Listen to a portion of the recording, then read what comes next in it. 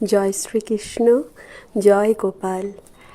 Hello বন্ধুরা, আজকে তোমাদের সকলের সামনে তোমরা দেখেই বুঝতে পারছো আমার গোপু সোনার শুভ স্নান সেবাটা তোমাদের সামনে দর্শন করাবো। প্রত্যেক দিনই করে যদিও স্নান, কখনো সেরকমভাবে স্টিল ফটো ছাড়া তো গোপুর ভিডিও আপলোড করা হয়নি। তাই আজকে একটু ইচ্ছে হলো দিদির যে ঠিক আছে, আমার গোপু সোনাটার শুভ পবিত্র স্নান সেবাটা আমার বন্ধুদেরকেও একটু দেখাই, দেখিয়ে তাদেরও জীবনে যেন প্রচুর আশীর্বাদ গোপু যেন সবাইকে দেয়। আমার এই গোপু কিন্তু ভীষণ দুষ্টু বন্ধুরা। হ্যাঁ, দিদি যেমন ওকে ভালোবাসে, আবার বকুনিও কম খায় না। ভীষণ বকা খায় দুষ্টু করলে, দুষ্টুও করে। বাবা, আবার আবদার কত! চকোজের জন্য, চকলেটের জন্য সে দিদি ছাড়া মানে আর কারুর কাছে আবদার করবে না। এই যে সুন্দর মিষ্টি করে দিদির কাছে স্নান করছে, দেখে মনে হচ্ছে কত লক্ষ্মী ছেলে। কিন্তু মোটেও আমার গোপু এতটাও লক্ষ্মী সোনা না যতটা তোমরা এখানে দেখছো। তবে বন্ধুরা, অনেকে হয়তো বলবে যে না, আমি হয়তো অনেক কিছু নিয়ম জানি না, বা স্নান করানোর বা কিছু, যতটুকু জানি আমি সবটুকু যেটুকু করি নিজের মন থেকে, আমি ভক্তি ভরে করি, ভালোবেসে করি, গোপুর প্রতি এতটা ভালোবাসা রেখে করি। ঠিক আছে, এই যে এখন উনি এতক্ষণ চন্দন দিয়ে ওনার চন্দন মেখে একদম ইয়ে করা হলো। এরপরে এখন গঙ্গা জল তুলসী পাতার মধ্যে দিয়ে বেশ সুন্দর করে, কি সুন্দর শান্ত হয়ে স্নানটা করছে, শুধু দেখো, একটুও ছটফট করেনি। কিন্তু তা বললে হবে না গোপু আমাদের। এবারে তো গাটা একটু মুছিয়ে দিতে হবে। গোপুর টাওয়েল চলে এসছে, এবারে সুন্দর করে গোপুর গাটা মুছিয়ে দেব কোলে তুলে নিয়ে।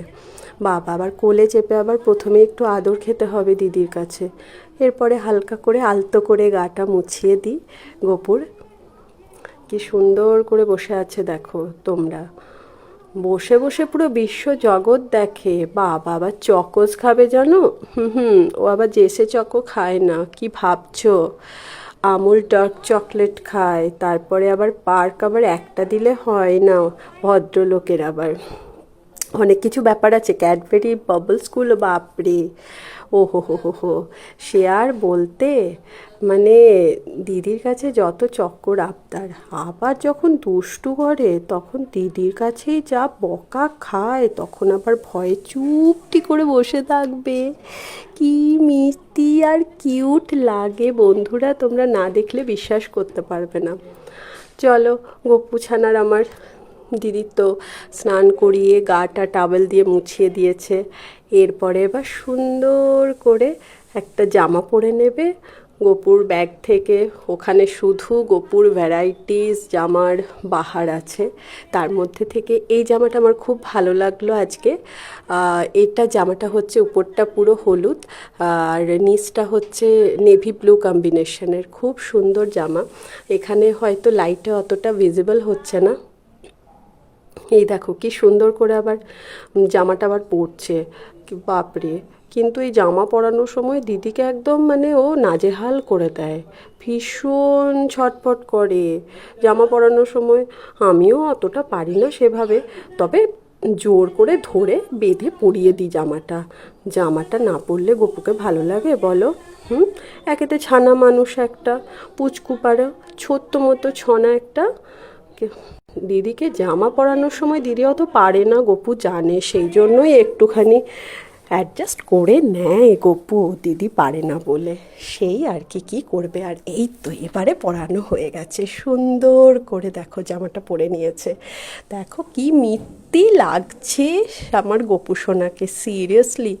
গপু, লাভ ইউ বেটা, আমার সোনা ভাই পুচকু, কি সুন্দর মিষ্টি মিষ্টি লাগছে। এবার চলে যাবে গপু আমার সিংহাসনে বসে পড়বে, সুন্দর করে সিংহাসনে চলে যাচ্ছে। কি সুন্দর না বন্ধুরা, দেখো ওখানটা অতটা আমি দেখাতে পারলাম না। সিংহাসন সমেত একটু চেষ্টা করেছি ওকে আবার একটু তুলে নিয়ে আসার। দেখো সিংহাসনে বসে ভদ্রলোককে কেমন লাগছে। বাবা, গোপুছনা বলে কথা, সিংহাসনে বসেই বিশ্ব ব্রহ্মাণ্ড দর্শন করে। এই দেখো, এটা আমার গোপুছনার বাঁশি। বাবা বংশীধারী গোপু, যা বাঁশি বাজাবে, আবার বাঁশি না থাকলে আবার রাগ হয়ে যাবে ভদ্রলোকের, আবার অনেক কিছু ব্যাপার স্যাপার। চলো টাটা, বাই বন্ধুরা।